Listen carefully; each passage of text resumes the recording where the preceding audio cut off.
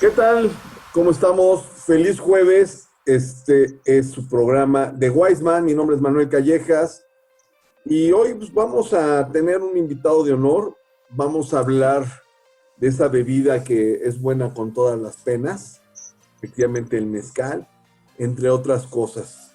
Tenemos como invitado a Pavel Martínez, es nuestro amigo de muchos años aquí en Texcoco y él es el propietario de el mezcal Dulce Demencia. Pero eso lo platicaremos después de nuestras noticias.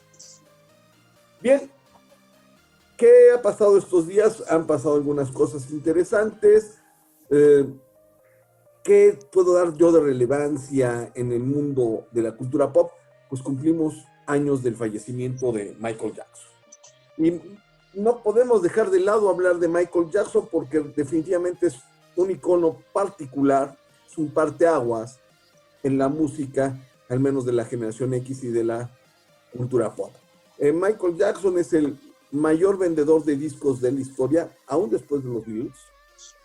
Es el que más números unos tiene y algo más importante, es quien tiene el récord de el videoclip más largo por su videoclip Thriller.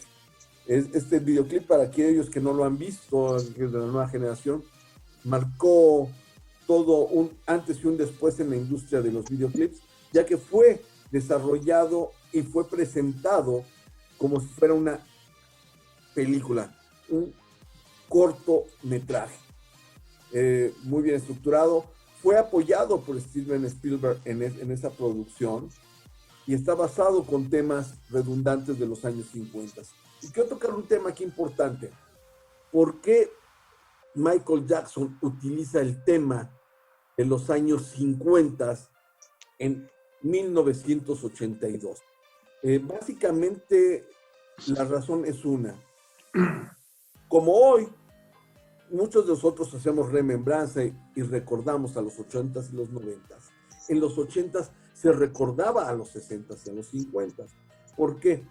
Porque la generación económicamente influyente eran nuestros padres, los baby boomers. Y los baby boomers crecen, se desarrollan bajo la línea del rock and roll en los 50s y en la primera mitad de los 60s. Eso es bien importante y ustedes pueden ver ejemplos de esto, por ejemplo, con la onda vaselina. La onda vaselina que después se vuelve en otro grupo, es creado por Julissa. Julissa, una cantante de la época dorada del rock and roll en México, que trata de retomar eso. Otro ejemplo es porque el éxito de Vaselina, Vaselina como película, básicamente porque es la época en la cual esa generación que ahora en esos momentos es adulta como nosotros, remueve su subconsciente y sus recuerdos de cuando eran jóvenes. De ahí la importancia de ese videoclip, porque trata de hacer la sinergia entre dos generaciones. Evita el rompimiento que teníamos la generación X con la nueva tendencia pop, los videoclips, la nueva generación digital. Estamos hablando de la nueva generación digital en términos de videojuegos, en televisión por cable, entre otras cosas, contra nuestros padres que son la generación baby boomers. Había un rompimiento que se había dado porque el rock and roll no tiene nada que ver básicamente con la onda psicodélica de la segunda mitad de los 60s. El rock como tal a finales de los 60 y principios de los 70 y la música disco que se desenvuelve desde la segunda mitad de los años 70 hasta los 80 cuando comienza el pop. Y básicamente Michael Jackson da el banderazo de arranque al cambio generacional de la música disco con la música pop. Es bien importante esto culturalmente hablando. Y debo decirles algo, muchas veces en la vida diaria suelen suceder situaciones como esta que estoy mencionando, que pasan desapercibidas, pero hasta años después, si los analizamos culturalmente, vemos que son detonantes. Ya tendremos un programa en el que hablaremos realmente de cómo la generación X aparece, o sea, cuando nacemos nosotros, y nacemos en un contexto histórico importante que si estuviéramos en ese momento no sabríamos qué sucede. Como ahorita puede estar sucediendo algo y marca una tendencia. Por ejemplo, aquí algo importante podría ser la crisis del COVID o la crisis democrática en las naciones, como se está dando. O sea, estamos llegando a un modelo populista y las generaciones que surcan a partir de este momento se desenvolverán en un contexto económico, social, político y tecnológico. Y todos somos consecuencia de esto. Pero eso lo hablaremos después. Esto es algo medio complicado a veces si lo vemos y lo veremos con ejemplos. Entonces, una de las noticias importantes es básicamente el aniversario del fallecimiento de Michael Jackson, quien desgraciadamente no sabemos qué pasó con su dinero.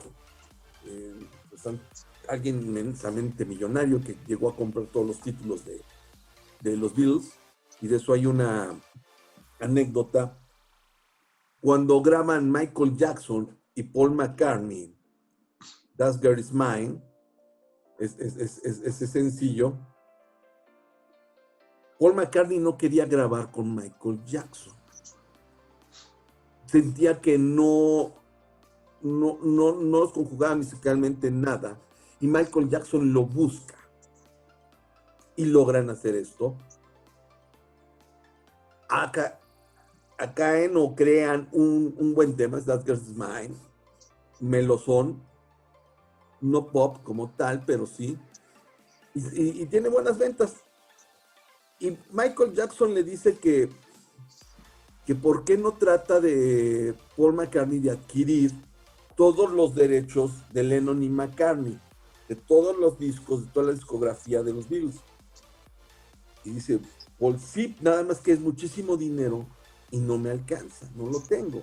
Y Paul McCartney y Michael Jackson le dice, no te preocupes, yo te ayudo, financieramente yo te ayudo para que los puedas recuperar. Porque han de saber que después de la ruptura de los Beatles, la mitad de los derechos se quedan con Yoko Ono. Entonces lo que pretende hacer Paul McCartney es recobrar ahí y tener los derechos completos para hacer la explotación y poder generar, que es una de las razones por las cuales los Beatles no pudieron volverse a reunir. Pasan un par de semanas y se encuentran en Nueva York Paul McCartney y Michael Jackson, y le dice Michael a Paul McCartney, te tengo una sorpresa. Y le dice, Paul, ¿qué sorpresa es esa? Ya Yoko no es la propietaria de los derechos de todos los temas de Lennon y McCartney. Paul cree que los compra Michael a nombre de Paul y Paul se pone feliz. El problema es cuando Paul se da cuenta que no los compró para Paul, los compró para Michael Jackson y rompen completamente.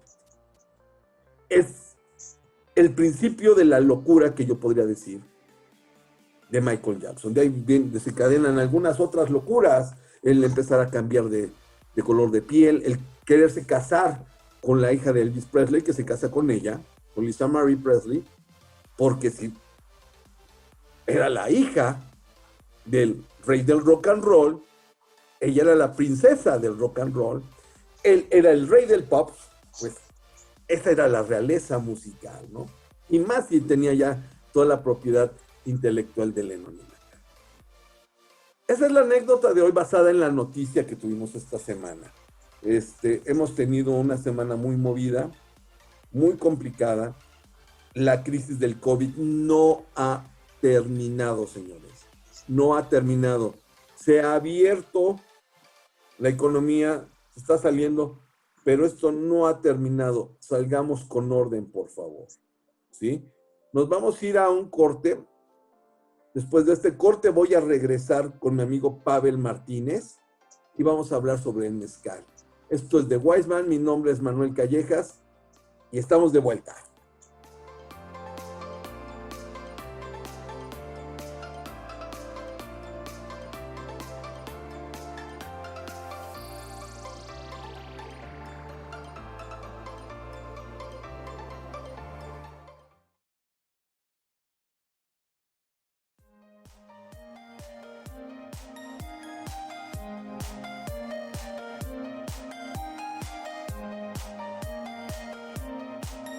¿Qué tal? Estamos de regreso aquí en The Wise Man. Mi nombre es Manuel Callejas y hoy tengo de invitado a Pavel Martínez. Pavel Martínez es toda una celebridad, político, empresario y melómano en un momento dado, podría decirlo así, pero más que nada, un devorador de libros. Si alguien lee libros, es Pavel Martínez. Pavel, ¿cómo estás? Bienvenido. Hola, mi querido amigo Manuel.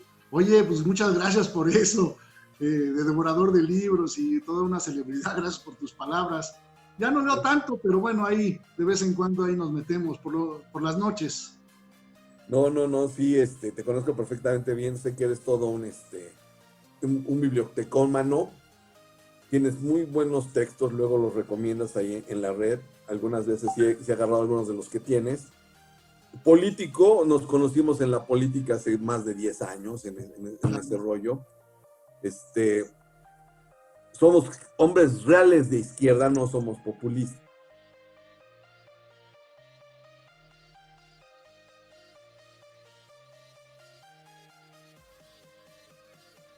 De demencia, sube tantito la botellita para que la podamos ver, se nos empieza a antojar, compadre.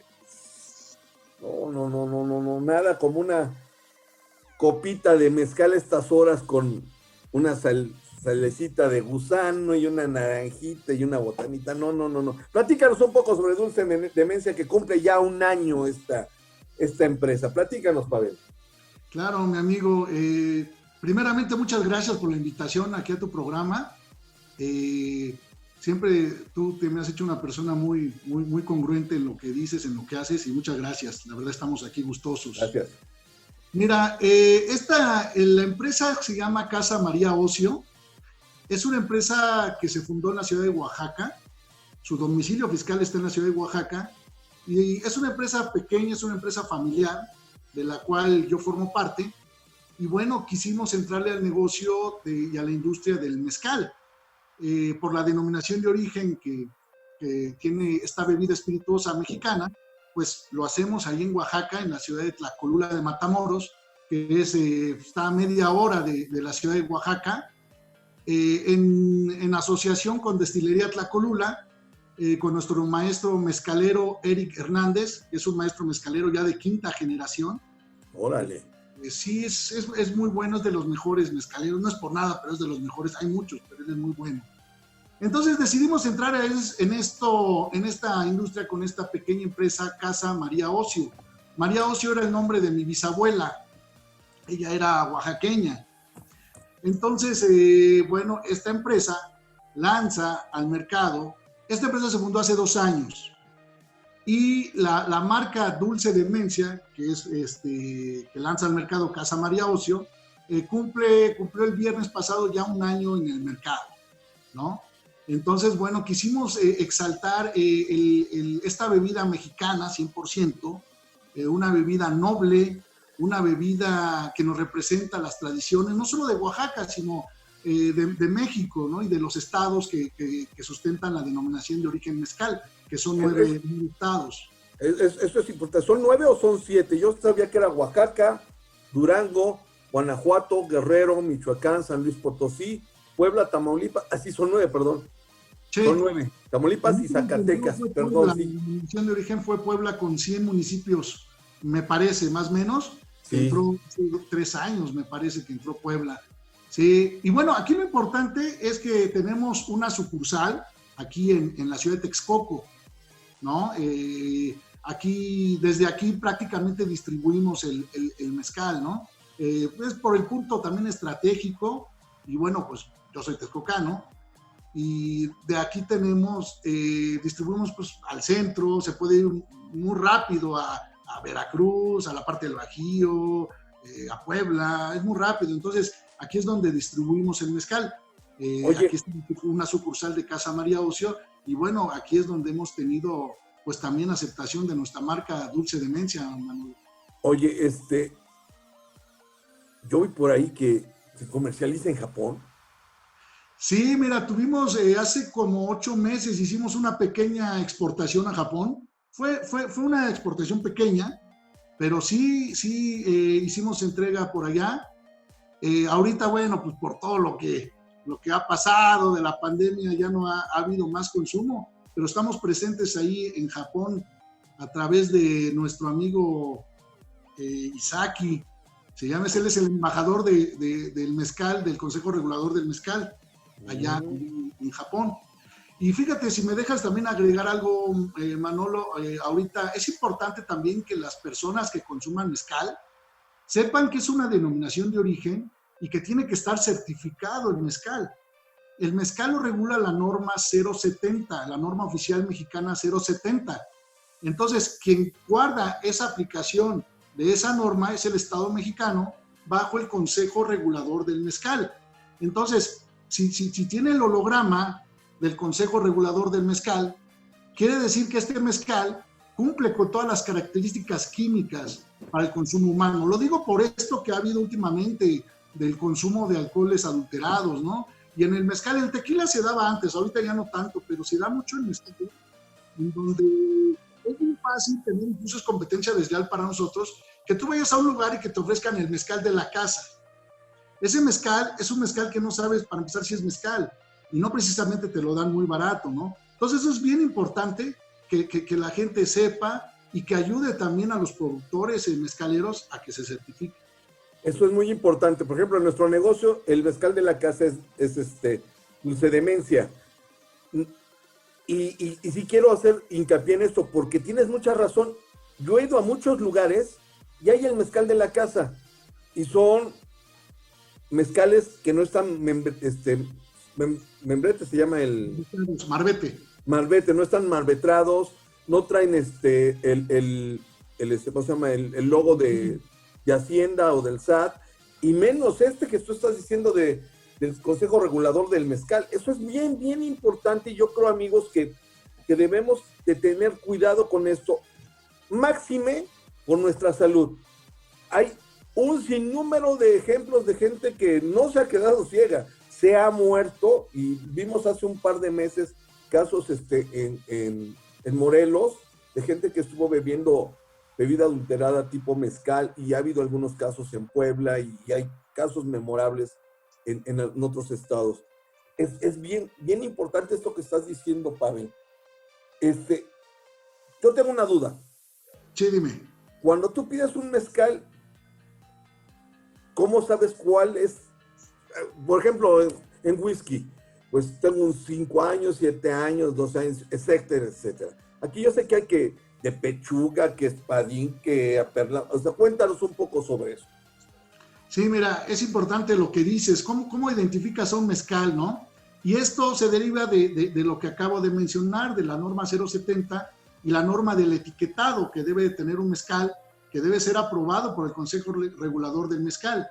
Entonces, por ejemplo, una etiqueta como esta, Dulce Demencia, todo lo que tiene que estar aprobado.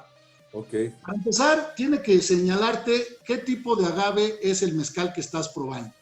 El mezcal, según la norma, no según más bien lo que dice la norma, es que se le puede llamar mezcal a toda bebida espirituosa sacada de cualquier agave, siempre y cuando esté dentro de la denominación de origen.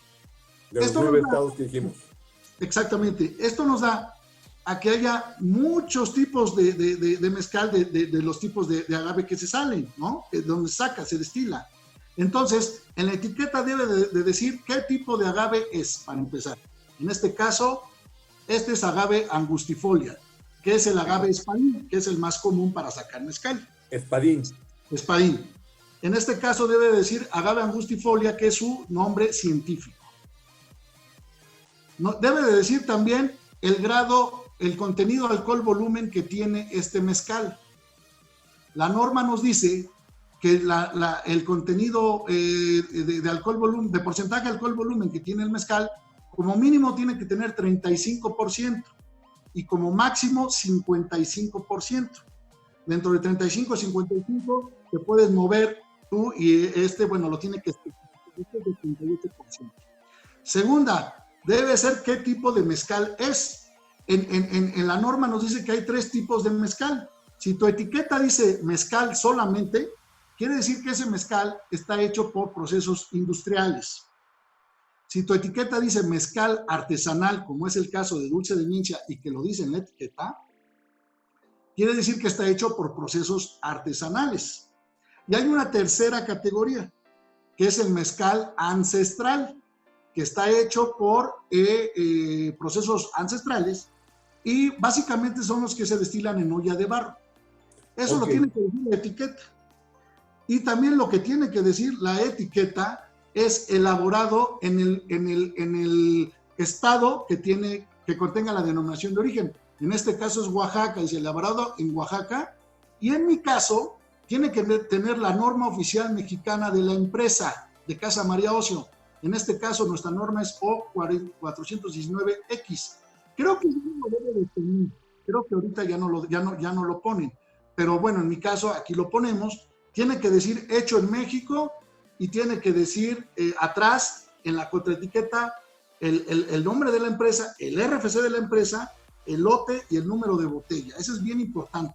Todo esto lo regula el Consejo Regulador del Mezcal y le da certeza al consumidor. Ahora, en mi caso, esas son las categorías de mezcal, que son los 3, mezcal artesanal y mezcal ancestral. Ahora, hay tipos de mezcal, que es lo que tú mencionas. Mezcal joven. Ahí quiero, nos vamos a ir a un corte, Pavel.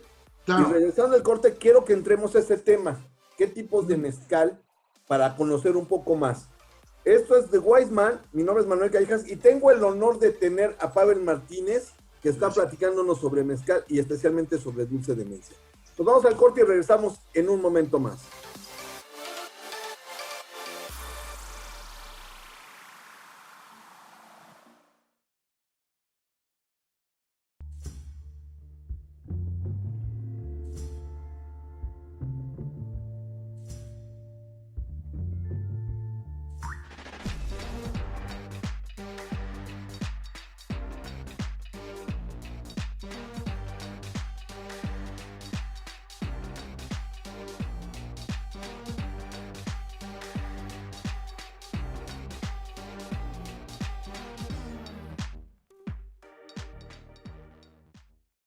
¿Qué tal? Esto es The Wise Man, mi nombre es Manuel Callejas y estamos de vuelta aquí en el programa. Tenemos de invitado a Pavel Martínez, estamos hablando de mezcal y en el corte anterior nos quedamos en que nos ibas a platicar, Pavel, sobre estos diferentes tipos de mezcal, que pechuga, que aperlado, que espadín, no sé, todo esto rollo. Cuéntanos, por favor, Pavel. Claro. Bueno, mira, los tipos de mezcal que reconoce la norma 070, el primero es mezcal joven, que es el mezcal que saliendo de destilado se envasa, ¿no? Es el mezcal blanco, por así decirlo. Y lo tiene que también tener especificado en la etiqueta. Dulce de Mincia es un mezcal joven, y lo tiene que decir. Segunda es el mezcal reposado, que ese es el que se reposa en barrica cierto tiempo, no tengo ahorita el dato, cuántos meses son, y es el que sale reposado con tonos maderables, ¿no? Ese es el reposado. El tercero es el añejo, que bueno, creo que es a partir de un año, no tengo muy bien el dato, pero ese es el tipo añejo que igual se sale, se reposa, se añeja y se envasa y lo tiene que decir en la etiqueta. El otro es el abocado, es el que dices con pechuga, ¿no? El abocado con pechuga, abocado con pechuga o con alguna hierba, y eso lo tiene que especificar la etiqueta también. ¿Me explico? El otro es destilado con o en, que es lo mismo, ¿verdad? Pero en el proceso de destilamiento es el que le meten ya sea pechuga o alguna hierba, ¿no? Entonces, o alguna fruta y lo tiene que especificar la etiqueta. Oye, pero si es cierto que le ponen una pechuga de pollo de guajolote. Claro, sí, es cierto. y le da ese sabor es el que lo tienen. Digo, para los tradicionalistas no les gusta mucho, incluso el gusano, ¿no? Sabe el sabor del gusano. Para los tradicionalistas dicen, bueno, es que eso le quita el sabor al maguey, que finalmente es lo que buscamos. Sí. Pero bueno, se ha hecho tradición y la norma lo concibe, ¿no? Y la otra es madurado en vidrio. Esta es una nueva que salió. La norma 070 tuvo una modificación hace 2 años, me parece, 2017, 3 años, en donde ya reconoce el madurado en vidrio. Antiguamente, cuando el mezcal se almacenaba en esos grandes recipientes de vidrio que se llaman damajuanas en Oaxaca, que son como garrafones de vidrio, de agua, ¿no? Así. Entonces, ahí se guardaba. Mucha gente dice que da cierto sabor, lo matiza un poco, ¿no? Y ya, bueno, la norma lo especifica, que tiene que decir madurado en vidrio. ¿Me explico? Okay. Estos son los tipos de mezcal que reconoce la norma y que tiene que estar especificado en la etiqueta. Entonces, como verás, hay una gran gama de sabores, ¿no? De olores que el mezcal puede contar. Obviamente todo esto tiene que estar certificado por el Consejo Regulador del Mezcal. Para que una pregunta, Pavel. ¿Por qué hay mezcales tan infinitamente caros? Yo me he sorprendido, el otro día vi mezcales en un precio exorbitante, ¿no? O sea, 30,000 pesos. O sea, ¿cómo es que un mezcal llega a valer eso? Sí, hay mezcales muy caros. Mira, primeramente por el tipo de agave. Mira, para un espadín, que es el mezcal, el agave más común, el agave angustifolia, más o menos, a ti te tarda en crecer entre 8 y 9 años para que tú lo puedas cortar y convertirlo en mezcal, por así decirlo, ¿no? Hay personas que lo cortan un poco antes, pero imagínate, más o menos entre 6 y 9 años, ponle, ¿no? Bueno, ese es el espadín, pero hay tipos de agaves que a mí me tardan en crecer, en madurar, para que yo los pueda cortar hasta 30 años. Ese es el caso del agave tepestate. Ese es el caso de algunos agaves karwinskis, que me tardan bastante en crecer. Entonces, bueno, pues imagínate todo ese proceso que uno que debe de llevar. Claro, eso la gente, el mercado apenas lo está empezando a conocer. Por eso es que se tiene que divulgar una cultura del mezcal y saber también diferenciar los tipos de agave y por qué una botella es más cara que otra, ¿no? Más barata, ¿no? Eso es básicamente por los tipos de agave que se manejan. Fíjate que el otro día andaba en la europea, en esta vinatería, está bien, se me acerqué de curioso a ver los mezcales. Yo recuerdo de niño el más famoso, pues era el Gusano Rojo. Claro. Famosísimo.